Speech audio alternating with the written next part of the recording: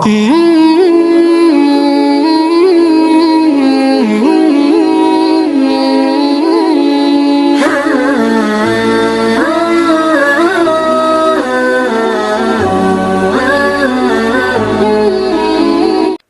بالله من الشيطان الرجيم بسم الله الرحمن الرحيم فلا أقسم بالشفق والليل وما وسق والقمر إذا اتسق لتركبن طبقا عن طبق صدق الله العلي العظيم۔ یہ سورہ انشقاق کا درس چل رہا تھا۔ گزشتہ آیت مبارکہ میں اللہ رب العالمین نے قیامت کا کچھ تذکرہ فرمایا، پھر انسان کی طبیعت کا کہ ہر انسان کسی نہ کسی کام میں لگا ہوتا ہے، کوئی انسان فارغ نہیں بیٹھتا، لیکن محنت کسی کی اچھائی کے لیے ہوتی ہے، کسی کی برائی کے لیے۔ محنت میں سارے لگے ہوتے ہیں، یہاں تک کہ آپ پاگل کو دیکھو گے نا تو بھی وہ پڑا رہے سویا رہے ایسا نہیں ہوتا، کہیں نہ کہیں لگا ہوتا ہے، ادھر گھومتا رہے گا ادھر گھومتا رہے گا۔ تو پھر جس نے اچھے اعمال کیے تو اس کو عمل نامہ سیدھے ہاتھ میں ملے گا، بڑا خوش ہوگا، آسان حساب ہوگا۔ جس کو پیٹھ کے پیچھے سے الٹے ہاتھ میں عمل نامہ ملا تو وہ ہلاکت کو چاہے گا کہ میں ہلاک ہو جاؤں، برباد ہو جاؤں، لیکن کوئی ہلاکت نہیں ہوگی، کوئی اس کو موت نہیں آئے گی، جہنم کے اندر گرے گا، جلتا رہے گا۔ دنیا کے اندر بڑی مستیاں کرتا تھا لیکن وہاں پھر انجام بہت برا ہوگا۔ یہاں سے پھر آگے اللہ تعالیٰ نے انسان کے دنیا کے اندر مختلف مرحلوں کا ذکر فرما کر کے سبق دیا کہ قیامت میں بھی مختلف مرحلے ہوں گے۔ دنیا میں کبھی تو تمہارا نام و نشان ہی نہیں تھا، پھر ماں کے پیٹ میں آئے، پھر ماں کے پیٹ کے اندر مختلف مرحلے، پہلے کیا تھے، پھر کیا تھے، پھر کیا تھے، گوشت کا ٹکڑا، پھر خون کا ٹکڑا، پھر آگے جا کر کے باڈی بنی، پھر اسی کے اندر جان آئی۔ اس کے بعد پھر دنیا میں پیدا ہوئے، نہ بولنے کی طاقت تھی، نہ کچھ چلنے پھرنے کی طاقت تھی۔ پھر اللہ تعالیٰ نے آپ کو طاقت دی، اور بچپنا، پھر جوانی، پھر بڑھاپا، یہ مختلف مرحلے آپ کے اوپر آئے۔ اسی طریقے سے پھر موت کے بعد بھی مختلف مرحلے آنے ہیں۔ قبر کا مرحلہ ہے، قیامت کا مرحلہ ہے، اللہ تعالیٰ کے سامنے پیشی کا مرحلہ ہے، پھر جنت جہنم کا مرحلہ ہے۔ تو یہ چیز اللہ تعالیٰ نے سمجھا کر کے پھر فرمایا کہ کیا ہوا ہے ان کو کہ سجدہ نہیں کرتے، اللہ کی عبادت نہیں کرتے۔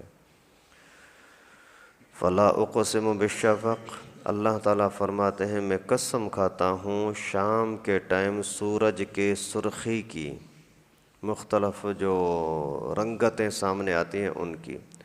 واللیل وما وسق، رات کی قسم اور ان چیزوں کی جن کو رات اپنے پاس اکٹھا کر لیتی ہے۔ والقمر اذا اتسق، اور چاند کی قسم جب کہ وہ مکمل ہو جاتا ہے۔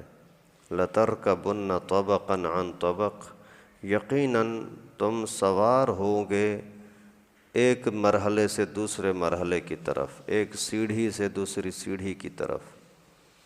یہاں اللہ تعالیٰ نے پہلے 3 چیزوں کا ذکر فرمایا، اس کے بعد فرمایا کہ تمہیں مختلف طبقوں کی طرف، مختلف مرحلوں کی طرف جانا ہے۔ پہلے نمبر پر شفق کی قسم۔ شفق کا کیا مطلب ہے؟ سورج کو جب غروب ہونے کے ٹائم پر آپ دیکھتے ہو کہ ابھی تک غروب ہوا نہیں ہے، لیکن پہلے سے تھوڑا سا یہ سرخی اور لال کلر سا محسوس ہونے لگتا ہے، یہ ہے شفق۔ اور یہ شفق لال کلر چلتے چلتے چلتے تقریباً 40-45 منٹ تک یہ چلتا ہے، سرخ کلر۔ اور اس کے بعد پھر جب سرخی یعنی سورج کی روشنی کا اثر ختم ہوتا ہے تو رات کے اندھیرے سے پہلے پھر تھوڑی تھوڑی سفیدی محسوس ہوتی ہے۔ تو جب تک سفیدی محسوس ہو، مکمل اندھیرا نظر نہ آئے، تب تک یہ عشاء کا ٹائم شروع نہیں ہوتا۔ عشاء کا وقت تب شروع ہوتا ہے جب وہ سفیدی سرخی بھی ختم ہو جائے، سفیدی بھی ختم ہو جائے۔ اس میں امام شافعی رحمۃ اللہ علیہ، امام احمد بن حنبل رحمہ اللہ فرماتے ہیں نہیں، سورج والی سرخی جب ختم ہو گئی تو پھر عشاء کا ٹائم شروع ہو جاتا ہے۔ لیکن ہم حنفی ہیں، احناف کے ہاں یہی ہے کہ جب تک سرخی بھی ختم ہو جائے اور اس کے بعد سفیدی بھی ختم ہو جائے، شفق ابیض کہتے ہیں، وہ بھی ختم ہو جائے تو پھر عشاء کا ٹائم شروع ہوتا ہے۔ خیر پہلے دن کی روشنی تھی، پھر سرخ کلر آ گیا، پھر سفیدی نما، تھوڑی مکمل سفیدی تو نہیں آتی رات کو، لیکن سفیدی نما تھوڑا سا نشانات ظاہر ہوتے ہیں۔ پھر اس کے بعد رات کا اندھیرا آ جاتا ہے۔ تو مختلف مرحلے ہوئے نا، روزانہ ہم اپنی آنکھوں سے دیکھتے ہیں نا، دیکھ سکتے ہیں نا۔ آج کل ان کیلنڈروں نے، ڈائریوں نے ہماری توجہ سورج سے ہٹا دی ہے آسانی کرنے کے لیے، کیونکہ سورج کا پتہ ہی نہیں لگتا۔ یہاں کراچی کے ماحول میں کئی دن گزر جاتے ہیں، لوگ سورج کو دیکھتے بھی نہیں ہیں۔ آفس میں بھی بغیر اسے چھپے بیٹھے ہیں، گھر کے اندر بھی اسی طرح سے، مسجد میں بھی اسی طرح، ورنہ دیہاتی ماحول کے اندر سارا کام کاج تو سورج پر ہوتا ہے، ہر چیز کا پتہ لگتا ہے۔ ایک مرتبہ میں والد صاحب کے ساتھ کوٹری گیا تھا، واپسی آ رہے تھے، دیر ہو گئی، رات کو تقریباً 2 بج رہے تھے۔ میرے ہاتھ میں گھڑی تھی، ابو کے ہاتھ میں گھڑی نہیں تھی۔ میں نے ابو سے پوچھا ویسے ہی امتحان لینے کے لیے، ابو ابھی ٹائم کتنا ہوا ہوگا؟ یوں ستاروں کی طرف دیکھ دیکھ کر کے بولا کہ 2 بجے ہوں گے رات کے، اور میں نے گھڑی پہ دیکھا واقعی 2 بجے تھے۔ کیوں؟ یہ اصل میں یہ ستاروں کا نظام، سورج کا نظام، آپ جب سورج کو دیکھ رہے ہو تو اندازہ ہوتا ہے یار ابھی سورج آگے چلا گیا، 3 بجے ہوں گے، 4 بجے ہوں گے۔ تو اسی طریقے سے یہ دنیا کے اندر سورج کے، ستاروں کے یہ مختلف مرحلے آتے ہیں، اپنے آنکھوں سے دیکھتے ہو، اور دنیا کے اندر اپنے آپ کو بھی دیکھتے ہو تو مختلف مرحلے آتے ہیں۔ کبھی تم تھے ہی نہیں، کبھی ماں کے پیٹ میں آئے، پھر ماں وہ بھی محسوس نہیں ہوتا، چلتے چلتے بڑے ہوتے گئے پیٹ کے اندر ہی اندر، پھر باہر پیدا ہوئے، باہر آئے، پھر آپ کے مختلف مرحلے آئے۔ جب ان کو تم تھوڑا سا غور کرو گے تو تمہیں آخرت کی زندگی بھی سمجھ میں آ جائے گی۔ قبر بھی ہونی ہے، قبر کے مختلف مرحلے بھی آنے ہیں، پیش بھی ہونا ہے، جنت بھی ہے، جہنم بھی ہے۔ آگے اللہ تعالیٰ فرماتے فَمَا لَهُمْ لَا يُؤْمِنُونَ، پھر کیا ہوا ہے ان کو کہ ایمان نہیں لاتے؟ وَإِذَا قُرِئَ عَلَيْهِمُ الْقُرْآنُ لَا يَسْجُدُونَ، جب ان کے سامنے قرآن پاک پڑھا جاتا ہے تو سجدہ نہیں کرتے۔ کیوں؟ سوچتے نہیں ہیں، سمجھتے نہیں ہیں، دنیا کی سب چیزیں سمجھتے ہیں، ہر کاروبار کو سمجھتے ہیں، ہر چیز کو سمجھتے ہیں، اور اپنی زندگی کو نہیں سمجھ سکتے۔ کیوں نہیں سمجھتے؟ کیوں نہیں سجدہ کرتے؟ مومن کی تو شان یہ ہوتی ہے کہ جب اللہ تعالیٰ کی طرف سے جھکنے کا حکم آئے تو جھک جائیں، سجدے میں گر جائیں۔ نہیں گرتے، آخر کیوں؟ کون سی دلیل ان کو چاہیے؟ اگر رزق کا مسئلہ ہے تو وہ میں دیتا ہوں، پانی کا مسئلہ ہے میں دیتا ہوں، سانس لیتے ہو ہوا میں دیتا ہوں، تمہارے جسم کے اندر طاقتیں میں دیتا ہوں، اور ہر چیز جب تمہیں دینے والا اللہ ہے تو اسی اللہ کو چھوڑ کر اوروں کے سامنے جھکتے ہو۔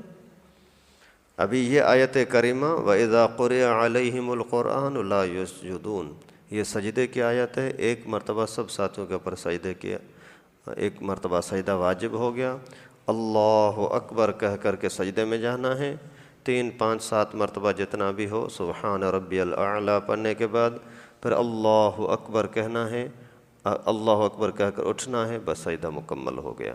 مکروہ ٹائم کے علاوہ کسی بھی ٹائم پر کر سکتے ہو۔ بل الذین کفروا یکذبون، ملک کافر لوگ جھٹلاتے ہیں کہ نہیں ہم سجدے کو نہیں مانتے، ایمان کو نہیں مانتے، اللہ کو نہیں مانتے۔